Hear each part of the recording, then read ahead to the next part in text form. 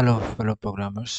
तो आज हम जो है अपना पहला वीडियो कोर्स का ये लॉन्च करने जा रहे हैं, जिसमें हम बेसिकली कंप्यूटर प्रोग्रामिंग फाउंडेशन पढ़ेंगे। लेवल 0 से हम समझेंगे, जिसमें हम कंप्यूटर के बेसिक्स समझेंगे कि बेसिकली कंप्यूटर कैसे काम करता है। फिर वहाँ से हम लेवल अप करके लैंग्वेज के कंसेप्ट पर जाएंगे और फिर जाके सी लैंग्वेज हम समझेंगे। राइट। तो ठीक है, हम सबसे पहले देखते हैं हम क्या क्या यहाँ पे कवर करने वाले हैं। ठीक है। सो जो टॉपिक्स हम कवर करेंगे बेसिकली ये वो टॉपिक्स हैं, पर क्योंकि ये काफ़ी बड़े टॉपिक्स हैं, इस वजह से हम इसको दो पार्ट में ब्रेक करने वाले हैं। तो फर्स्ट पार्ट में क्या है कि हम ये तीन टॉपिक्स देखेंगे, सेकंड पार्ट में तीन टॉपिक्स देखने वाले हैं। आज के इसमें हम ये तीन टॉपिक्स देखेंगे। राइट। तो जैसे कि ये पहला टॉपिक है, इसमें क्या, हाउ कंप्यूटर वर्क्स। तो इसमें समझेंगे कि कैसे कंप्यूटर काम करता है। ठीक है। बिहाइंड द सीन कोई भी अगर हम प्रोग्राम रन करते हैं तो वो कैसे एग्जीक्यूट होता है, वो हम समझेंगे। अब इसका मैं थोड़ा हाई लेवल ओवरव्यू दूंगा। राइट। क्योंकि देखिए, कंप्यूटर के इनसाइड बहुत चीज़ें चलती हैं। राइट। तो हम हर चीज़ नहीं समझ सकते। हम ये समझेंगे कि एक्चुअली में कोई भी अगर हम प्रोग्राम रन करते हैं तो वो चलता कैसे है। राइट। फिर हम समझेंगे बाइनरी नंबर सिस्टम क्या होता है। जैसे कि हमें पता है कि कंप्यूटर्स हमारी लैंग्वेज नहीं समझते हैं, कंप्यूटर्स हमारे नंबर्स को नहीं समझते हैं। वो केवल समझते हैं वन या ज़ीरो। वन या ज़ीरो क्या होता है, ऑन या ऑफ, बस। उसके अलावा वो कुछ भी नहीं समझते हैं। राइट। और फिर हम समझेंगे थोड़ा बहुत सी लैंग्वेज का इंट्रोडक्शन। ठीक है। तो चलिए स्टार्ट करते हैं अपने पहले टॉपिक से, अ, जो कि है how computer works. Right. How computer works. तो देखिए, कंप्यूटर के अंदर क्या होता है, जैसे कि आपको पता है, इस यूनिट को, जो ये यूनिट है, right, let me take, okay, तो ये जो यूनिट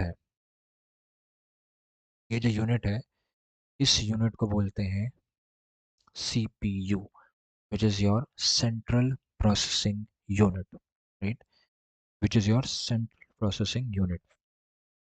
इसका काम क्या होता है बेसिकली, तो इसका काम होता है पूरे के पूरे कंप्यूटर को कंट्रोल करना। राइट। जो भी चीज़ें चीज़ें इसके साथ कनेक्टेड हैं, इसका काम होता है उनको कंट्रोल करना। कुछ भी इंस्ट्रक्शंस अगर हमें दिए जाएं, उसको एग्जीक्यूट करना, उसको बेसिकली उसमें वर्क करना। राइट। तो एक तरीके से आप समझ लीजिए हार्ट ऑफ कंप्यूटर है। ठीक है।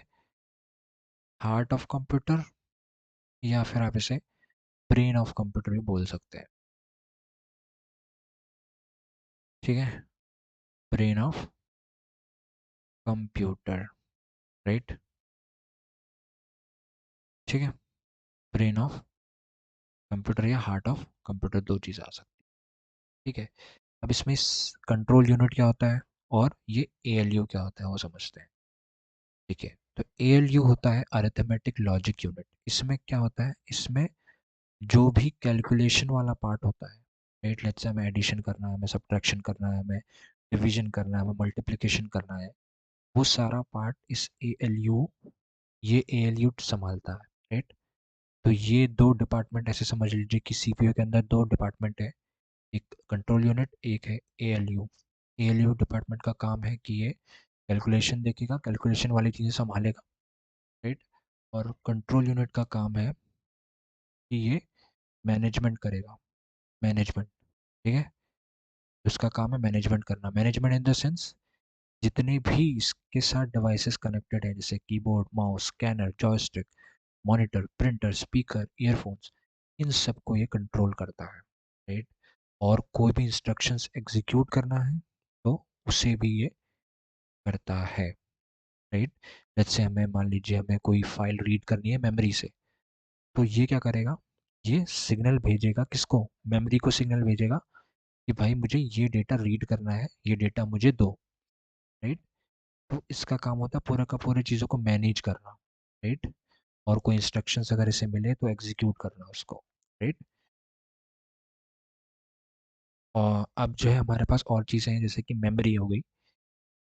अब मेमोरी जो है, देखिए मेमोरी भी अलग अलग प्रकार की होती है। मेमोरी एक होती है हमारे पास रैम, और एक होती है रोम। रोम कहें या जो भी आप समझ लीजिए इसको, रोम या परसिस्टेंट वाली, persistent storage, right. Persistent storage का मतलब क्या है? परसिस्टेंट स्टोरेज का मतलब है जो बेसिकली ऑफ करने पे, ऑफ करने पे मतलब जैसे होता है कि कंप्यूटर जैसे हमारा अभी इलेक्ट्रिसिटी से कनेक्टेड है, राइट, ऑन है, तो क्या होता है कि जैसे मान लीजिए अगर मेरा कंप्यूटर या डेस्कटॉप जो है वो इलेक्ट्रिसिटी से कनेक्टेड है, राइट, मैंने उसको डिस्कनेक्ट किया इलेक्ट्रिसिटी से, तो क्या होता है कि हमारा कंप्यूटर ऑटोमेटिकली बंद हो जाता है, राइट। क्यों होता है? क्योंकि हमारा जो प्रोग्राम होता है वो रैम में लोड होता है। एक तरीके से हमारा जो कंप्यूटर है उस समय वो रैम का यूज़ कर रहा होता है। तो मेमोरी को आप ऐसे समझिए कि मेमोरी दो टाइप की हैं, कि एक रैम है, एक रोम है, परसिस्टेंट स्टोरेज है और एक रैम है। रैम है बेसिकली, तो जो परसिस्टेंट स्टोरेज है हमारे पास, राइट, परसिस्टेंट स्टोरेज का मतलब है कि इलेक्ट्रिसिटी अगर हम ऑफ भी करते हैं तो हमारा डेटा स्टोर्ड रहता है, वो कहीं गायब नहीं होता, राइट। परमानेंट, एक तरीके से कह सकते हैं परमानेंट स्टोरेज, राइट। अब ये बेसिकली इसमें हम हार्ड डिस्क यूज़ करते हैं, राइट। आजकल वैसे एसएसडी भी यूज़ हो रही है तो एसएसडी भी यूज़ करते हैं। और रैम जो है, रैम बेसिकली नॉन परसिस्टेंट है। मतलब ये कि इस पे जो भी डेटा रहेगा वो इलेक्ट्रिसिटी ऑफ होने पे वो डेटा वैनिश हो जाता है, वो डेटा गायब हो जाता है, राइट।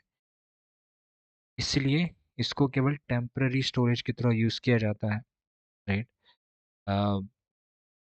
तो कंप्यूटर क्योंकि सबसे ज़्यादा कंप्यूटर की सबसे ज़्यादा पास होती है, राइट, इसी वजह से जो सीपीयू होता है वो इसका यूज़ करता है एज इट्स टेम्पररी स्टोरेज या एज इट्स स्टोरेज, राइट। क्योंकि इसको एक्सेस करना सीपीयू के लिए ईजी होता है, ठीक है।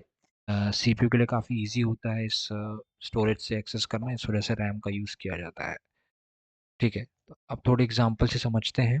लेट्स से कि मेरे पास एक डेस्कटॉप है, राइट।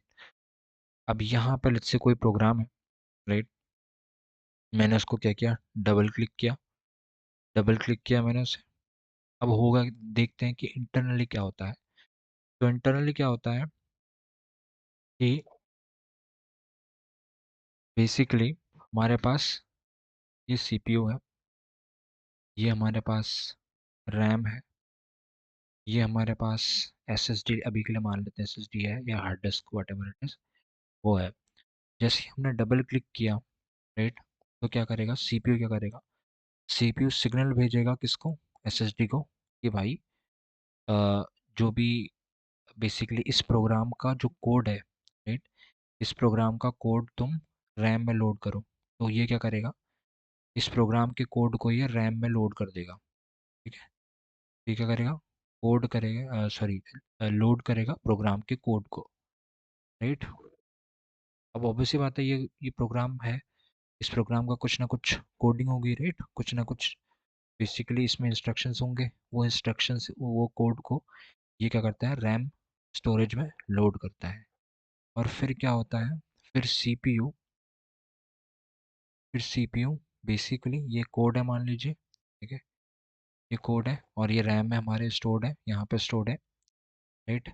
अब क्या होगा कि सीपीयू एक एक करके, जैसे लाइन फर्स्ट उठाएगा, लाइन फर्स्ट उठाई, उसको एग्जीक्यूट किया, एग्जीक्यूट करेगा, राइट, आउटपुट उसका रखेगा, आउटपुट प्रोड्यूस करेगा। फिर लाइन टू उठाएगा, राइट, लाइन टू उठाएगा, फिर एग्जीक्यूट करेगा, राइट, फिर आउटपुट निकालेगा। तो ये चीज़ें होती हैं, ठीक है। तो बेसिकली स्टेप से कुछ चीज़ें एग्जीक्यूट होती हैं, राइट। तो जैसे ही हमने यहाँ पर डबल क्लिक किया, राइट, क्या होगा कि सीपीयू इंस्ट्रक्शन भेजेगा किसको, स्टोरेज को, परमानेंट स्टोरेज को या एसएसडी को, कि भाई बेसिकली इस प्रोग्राम का कोड लोड करो, इस प्रोग्राम का कोड लोड करो रैम में। जैसे ही वो लोड हो जाता है, फिर नेक्स्ट चीज़ जो सीपीयू करेगा वो करेगा, एक एक करके उस कोड की लाइन को उठाएगा, राइट। उस लाइन में क्या होता है, तो एक एक लाइन में एक एक इंस्ट्रक्शन लिखा होता है जो सीपीयू को एग्जीक्यूट करना है, राइट। जैसे कि लाइन 1 में लिखा रहेगा, एग्जाम्पल बता रहा हूँ कि इसमें से लिखा है कि प्रिंट एफ हेलो, राइट। तो स्टेप से लिखा रहेगा, ये इंस्ट्रक्शन है सीपीयू के लिए कि भाई तुम्हें प्रिंट करना है हेलो को, राइट। तो वो क्या करेगा, इस लाइन को एग्जीक्यूट करेगा और आउटपुट दिखा देगा किसमें, हमारे मॉनिटर में, कि भाई एक हेलो जो लेटर है वो हमारे मॉनिटर में दिख जाएगा, राइट। तो इस तरीके से चीज़ें एग्जीक्यूट होती हैं जब भी हम प्रोग्राम ओपन करते हैं, तो राइट। तो ये मैंने थोड़ा सा आप लोगों को हाई लेवल ओवरव्यू दिया कि भाई कैसे कंप्यूटर बिहाइंड द सीन कोई प्रोग्राम अगर लोड करता है तो वो कैसे काम करता है, राइट। ये थोड़ा सा हाई लेवल ओवरव्यू है इस चीज़ का समझने के लिए, ठीक है। बढ़िया। चलिए अब नेक्स्ट चीज़ समझते हैं, which is binary number system. पर उससे पहले हम समझेंगे कि what is the number system, right. Number system क्या होता है करके वो समझेंगे, राइट। अब देखिए, जैसे कि हम अपने नंबर्स की बात करें तो हम बेसिकली यूनिक नंबर्स की अगर हम बात करें तो वो क्या क्या होते हैं, 0, 1, 2, 3, 4, 5, 6, 7, 8, 9, ये यूनिक नंबर्स होते हैं, राइट। इन्हीं से हम और भी नंबर्स बनाते हैं, राइट। तो ये यूनिक नंबर्स हैं। तो अब ये नंबर्स हैं। अब देखिए, हमें लेट्स से कंप्यूटर है, राइट। अब कंप्यूटर को ये नंबर्स तो समझ में नहीं आते, है ना। ये समझ में तो आते नहीं कंप्यूटर को। कंप्यूटर को क्या समझ में आता है, वो आता है 1 या 0। पर ये भी एक टाइप के नंबर्स हैं, राइट। तो नंबर सिस्टम कह सकते हैं, number system it is a technique, it is a technique technique to represent numbers, that's it, ठीक है। ये एक टेक्निक है टू रिप्रेजेंट नंबर्स, राइट। अब देखिए, जैसे ये नंबर्स हैं 0, 1, 2, 3, 4, 5, 6, 7, 8, 9, इन नंबर को बोला जाता है decimal number system, right. Decimal number system या डेसिमल नंबर्स, राइट। क्योंकि ये बेसिकली ये ह्यूमन रीडेबल है, मतलब हमारे लिए बनाए गए हैं, राइट। पर ये कंप्यूटर समझता नहीं है। कंप्यूटर क्या समझता है, 1 0। और 1 0 नंबर्स जो हैं इनको बोला जाता है बाइनरी नंबर या बाइनरी नंबर सिस्टम, ठीक है। तो इसीलिए अब हमें क्या करना होगा, अगर हमें कंप्यूटर को समझाना है ये नंबर्स को, तो हमें क्या करना पड़ेगा, डेसिमल से बाइनरी में कन्वर्जन करना पड़ेगा, राइट। तो वो चीज़ें हम करते हैं, राइट। हम डेसिमल नंबर सिस्टम से बाइनरी नंबर सिस्टम में इनको कन्वर्ट किया जाता है, राइट। बढ़िया। अब हमारे पास अलग अलग नंबर्स होते हैं, राइट। अब इसमें चलिए और भी नंबर सिस्टम हमारे पास होते हैं। अभी तो मैंने दो नंबर सिस्टम देखे, डेसिमल नंबर सिस्टम और बाइनरी नंबर सिस्टम। हमारे पास दो और होते हैं, एक तो होता है octal number system, octal number system, right. और एक और होता है which is hexadecimal number system, right. अब इसमें क्या होता है देखते हैं।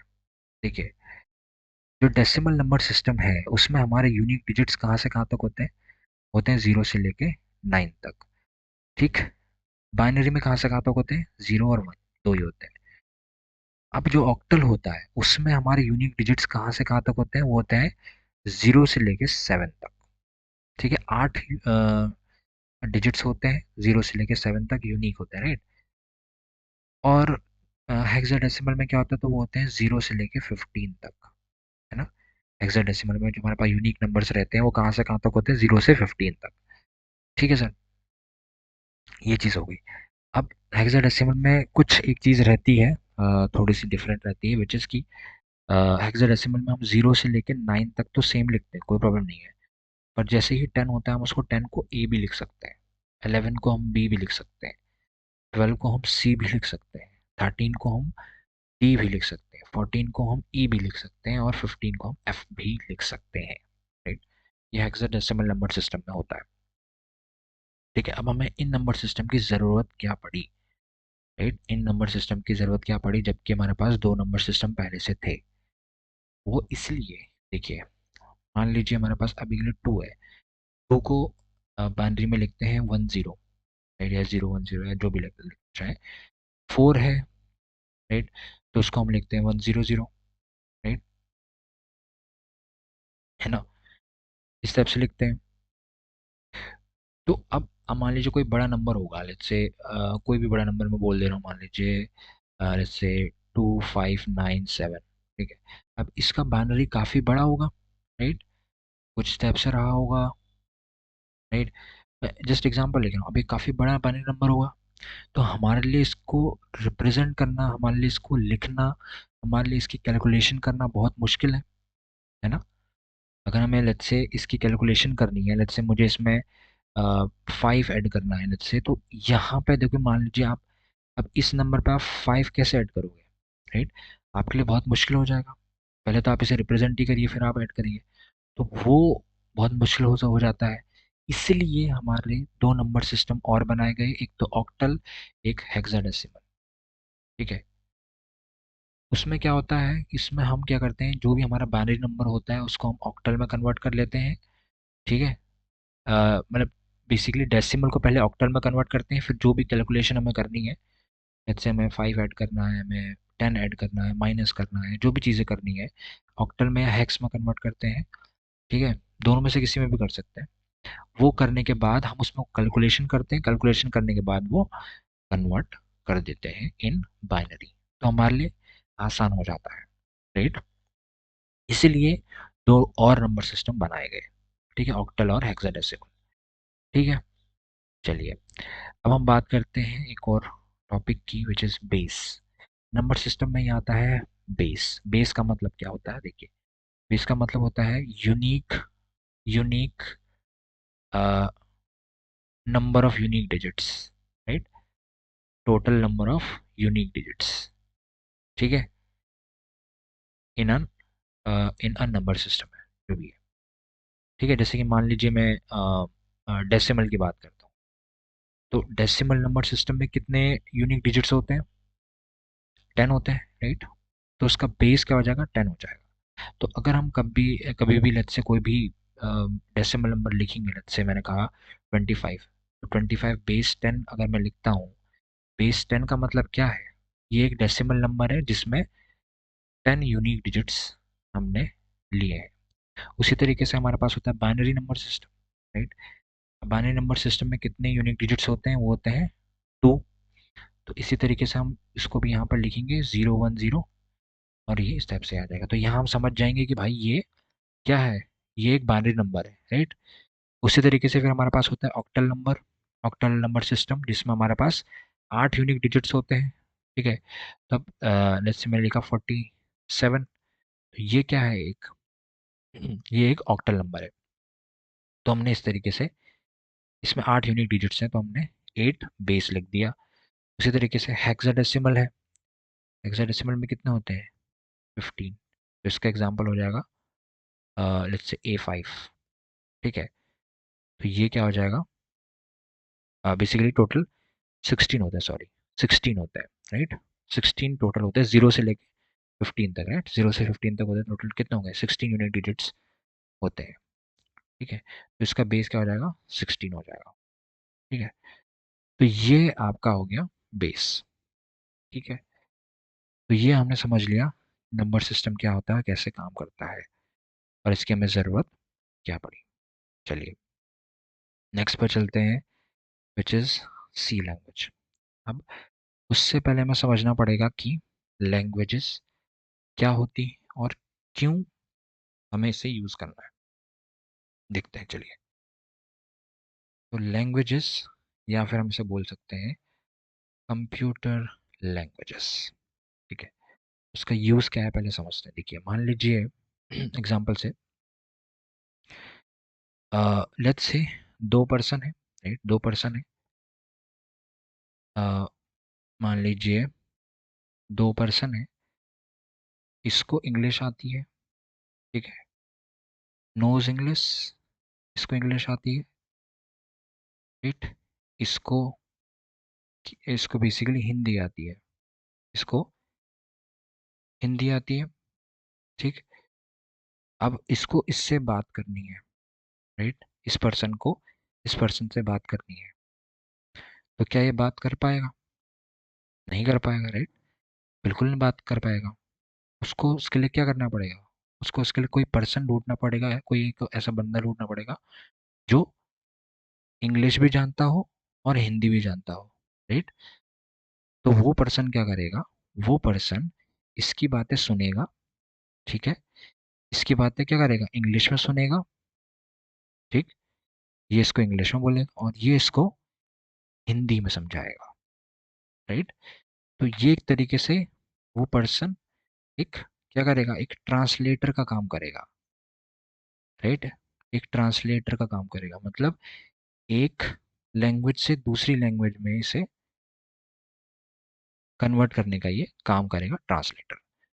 उसी तरीके से कंप्यूटर वर्ल्ड में भी यही चीज़ होती है, राइट। हमारे पास जो कंप्यूटर होता है, राइट, वो केवल 1 0 समझता है, राइट, उसके अलावा और कुछ भी नहीं, है ना। अब हम तो 1 0 1 0 स्टेप से नहीं लिख सकते, राइट, हमारे लिए बहुत मुश्किल हो जाएगा ये चीज़ें करना। तो इसलिए अब हमें कंप्यूटर से बात करनी है। अब वो कैसे होगी? तो उसी चीज़ के लिए आता है एक translator, right.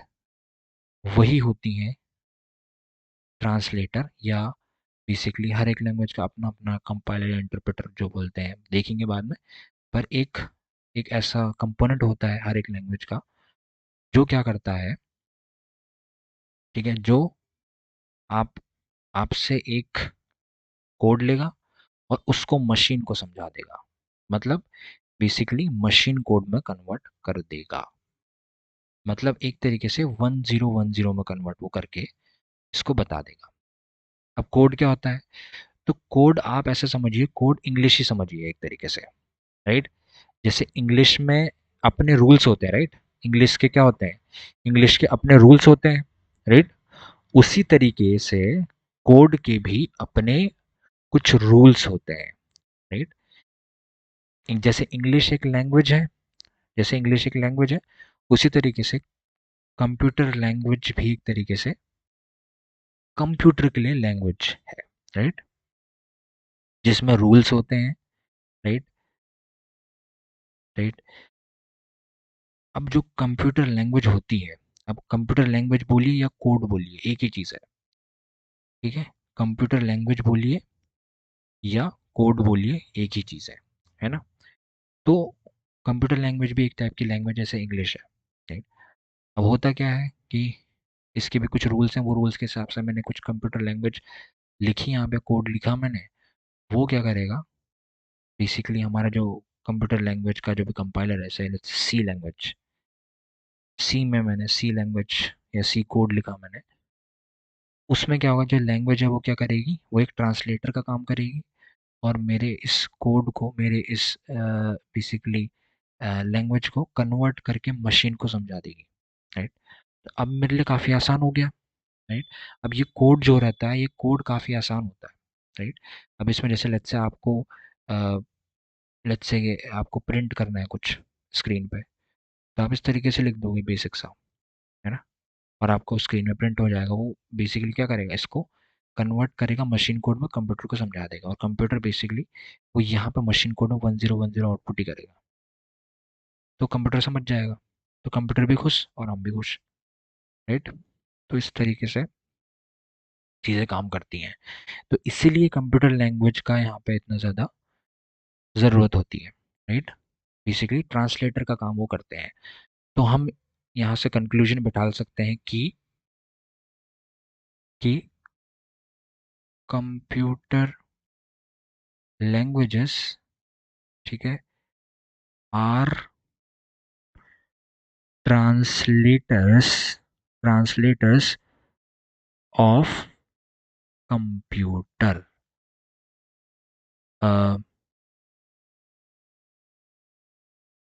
Kind of, you can say, ठीक है। इस टाइप से। तो इसका मतलब है बेसिकली, इससे कंफ्यूज मत करना। इसका मतलब जैसे सी हो गया, अलग अलग लैंग्वेज हो गई हमारे पास। ठीक है, तो देखते हैं। अब देखिए हमारे पास, ये तो हम समझ गए कि ट्रांसलेटर का काम करता है कंप्यूटर के लिए, राइट, जो कि बेसिकली हमारे कोड को मशीन कोड में कन्वर्ट कर देता है। ठीक है, अब हमारे पास अलग अलग लैंग्वेजेस हैं, जैसे कि एक असेंबली एक लैंग्वेज है, राइट। असेंबली एक लैंग्वेज है, सी एक लैंग्वेज है, सी प्लस प्लस एक लैंग्वेज है, एक जावा एक लैंग्वेज है, पाइथन एक लैंग्वेज है, राइट, जावास्क्रिप्ट एक लैंग्वेज है। ठीक है, तो अलग अलग हमारे पास लैंग्वेजेस होती हैं। अब देखिए, लैंग्वेजेस जो होती हैं कंप्यूटर लैंग्वेजेस, राइट, ये दो प्रकार की होती हैं। एक होती है लो लेवल, लो लेवल, एक होती है हाई लेवल, हाई लेवल। अब लो लेवल क्या होती है? तो लो लेवल बेसिकली, इसमें कुछ पॉइंट्स लिखते हैं। लो लेवल, पहला चीज तो लो ह्यूमन रीडेबल, राइट। तो ये थोड़ा सा ह्यूमन रीडेबल कम होती है। ठीक है, इसका मैं आपको ऐसे कोड अगर आपको दिखाऊं, असेंबली का एग्जांपल जैसे बताऊं, तो जैसे ये होगा, move R A R A X बोल लीजिए वन। तो इस टाइप से आप कोड लिखोगे, या मूव ई एक्स वन। ठीक है, तो इस टाइप से कुछ चीज़ें कोड रहता है जो थोड़ा सा हमारे लिए ह्यूमन रीडेबल कम होता है। और दूसरा चीज़, ये हार्डवेयर स्पेसिफिक होती है, राइट।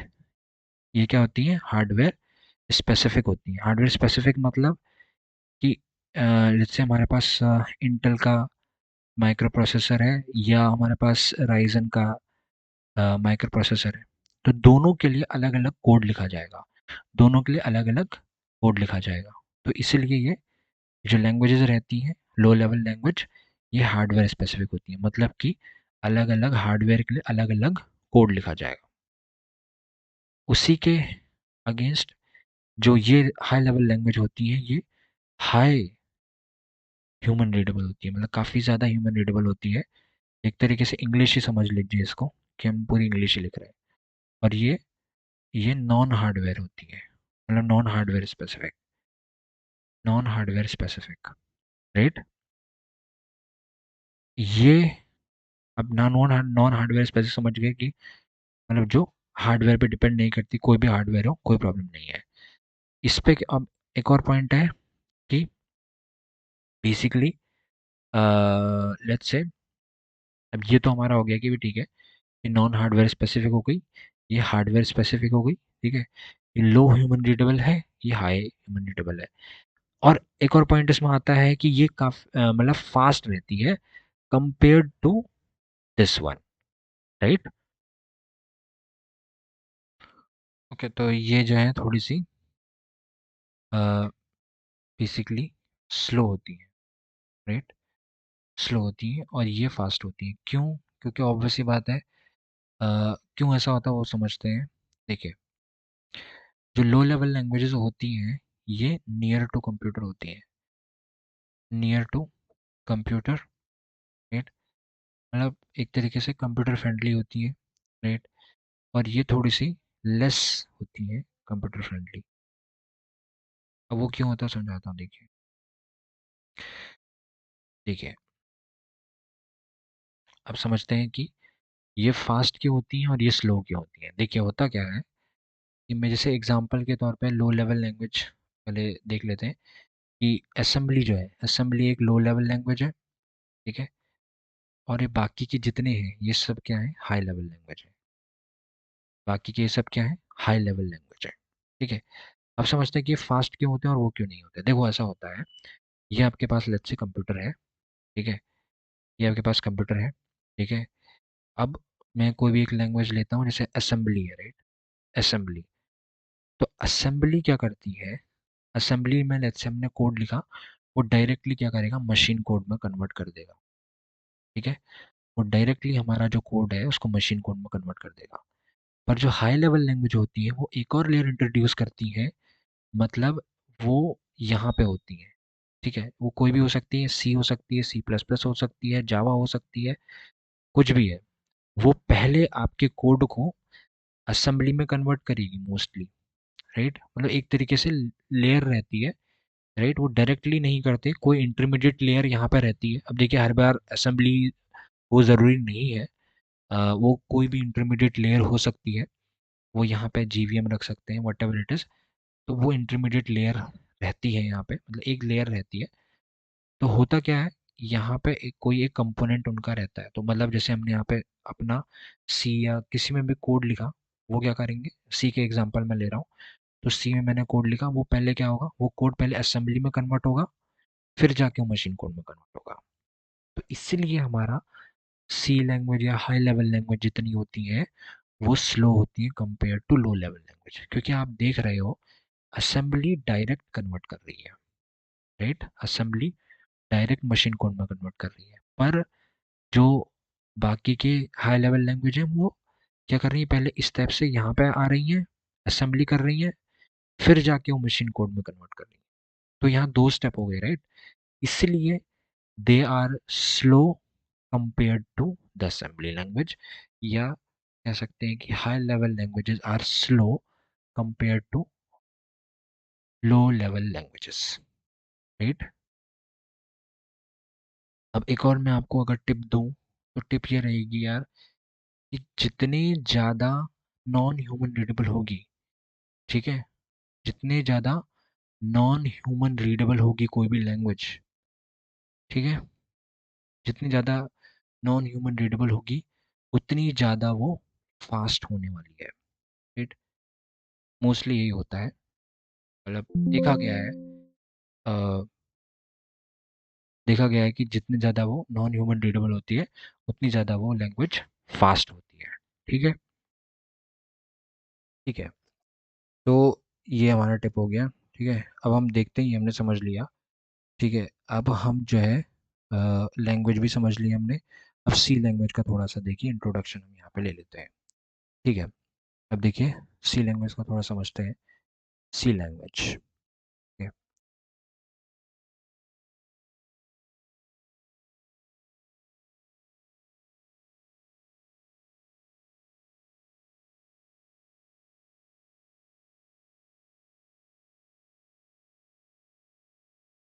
1970 में डेनिस रिची ने बनाई थी। कहाँ पे? तो बनाई थी बेल लैब्स पे। बेल लैब एक कंपनी है, उधर बनाई थी। ये डेनिस रिची थे, उन्हें सी लैंग्वेज बनाई, राइट। अब सी लैंग्वेज अगर हम बिहाइंड द सीन बात करें तो वो बेसिकली असेंबली में कन्वर्ट करती है एंड फिर जा कर के वो मशीन कोड में कन्वर्ट करता है, राइट। अब देखिए एक चीज़ है, इस थोड़ा समझ लिया, C language is a high level language, वो तो बताना मैंने पहले बता दिया आप लोगों को, ठीक है। C level language is a high level language, ठीक है। हाई लेवल लैंग्वेज, ठीक है। एक चीज़ है कि सी के यूज़ केसेस कहाँ कहाँ पे हैं, या सी के एप्लीकेशंस कहाँ कहाँ पे हैं। तो देखिए सी जो है आईओटी में यूज़ हो सकती है, और होती भी है। आईओटी के बाद आपके सर्वर्स में यूज़ होती है। सर्वर्स जैसे कि एनजिनिक्स, अगर आपने देखा होगा एनजिनिक्स, तो वो एक तरीके से सी लैंग्वेज में ही लिखा गया है। अगर इंटरनली देखें तो कुछ कुछ उसके मॉड्यूल्स रहते हैं जो सी लैंग्वेज में लिखे गए हैं। आपका ऑपरेटिंग सिस्टम तक, जैसे लिनक्स हो गया, लिनक्स ऑपरेटिंग सिस्टम भी सी लैंग्वेज में लिखा गया है, राइट। या आपको लेट्स से कोई और हार्डवेयर कंट्रोल करना है तो वो आप सी लैंग्वेज से कर सकते हैं।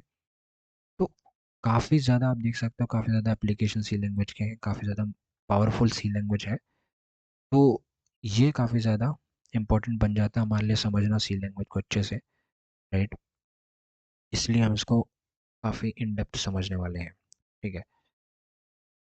तो ये था आज का पूरा टॉपिक, जिसमें हमने शुरुआत करी कंप्यूटर कैसे वर्क करता है, राइट।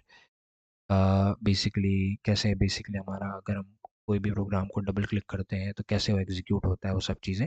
फिर नंबर सिस्टम क्या होता है समझा, फिर उसके बाद कंप्यूटर लैंग्वेजेस क्या होती हैं वो समझा, फिर लैंग्वेज के टाइप समझे, फिर उसके बाद सी लैंग्वेज को हमने फाइनली ख़त्म किया, राइट। तो ये चीज़ें हमने आज समझी। नेक्स्ट वीडियो में हम समझेंगे compilation process, C program structure और आईडी। कंपाइलेशन प्रोसेस हम प्रॉपर प्रैक्टिकल के देखेंगे। तो तब तक आप वेट करिए नेक्स्ट वीडियो का। Thank you.